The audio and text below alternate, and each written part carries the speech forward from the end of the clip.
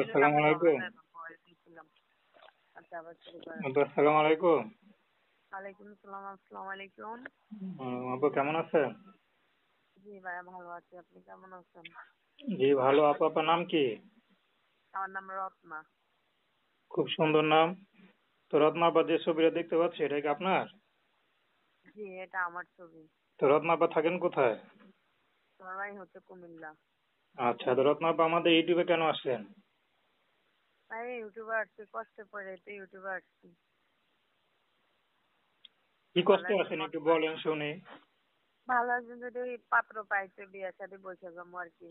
আমার বিয়ে হয়েছিল, আমার স্বামী তো মারা গেছে অ্যাক্সিডেন্টে। বাচ্চা কাচ্চা আছে? হ্যাঁ, আমার একটা বাচ্চা আছে 2 বছরের। আহ, স্বামী কি কাজ করতো? আমার স্বামী সিএনজি চালাইতো। সিএনজি চালাতো, মানে সিএনজি অ্যাক্সিডেন্ট করছে? জি। খুবই কষ্টের কথা। তো এখন কি শ্বশুর বাড়ি থাকেন না?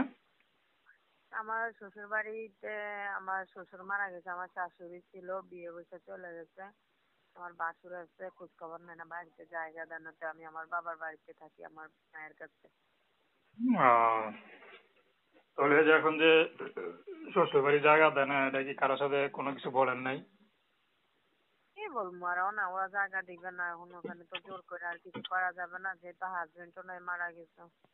কেন শ্বশুর বাড়ি আপনার হক আছে না? আমার কাছে আমার শাশুড়ি তো ভালো না, শাশুড়ি তো বিয়ে হয়ে চলে গেছে, এখন বাসুরে যদি না দেন কি করবো, বলছি অনেকজনদের। এখন আমার কিভাবে ওখানে চলেন? অবশ্য এখন আপাতত আমি আমার মায়ের কাছে থাকি, ওই যে বাসা বাড়িতে এখন আপাতত কাজ করি। আহ, তো এখনকার বিয়ে শাদী করতে চান? এখন ভালো একজন যদি লোক পাই তো বিয়ের সাথে বসে যাবো। সে যদি বিবাহিত হয়? জি? সে যদি বিবাহিত হয়? এই বিবাহিত হলে সমস্যা নেই, তো আমি বিবাহিত, তো আমি তো বিবাহিত লোকের কাছে বসি। আচ্ছা, তো দর্শক আপনারা রত্নাপুর কথা শুনলেন, তার কষ্টের কথা। তো তার সাথে যোগাযোগ করতে চান, তার নাম্বারটা কি আপনি বলবেন? হ্যাঁ, নাম্বার আমি মুখে বলবো। বলেন।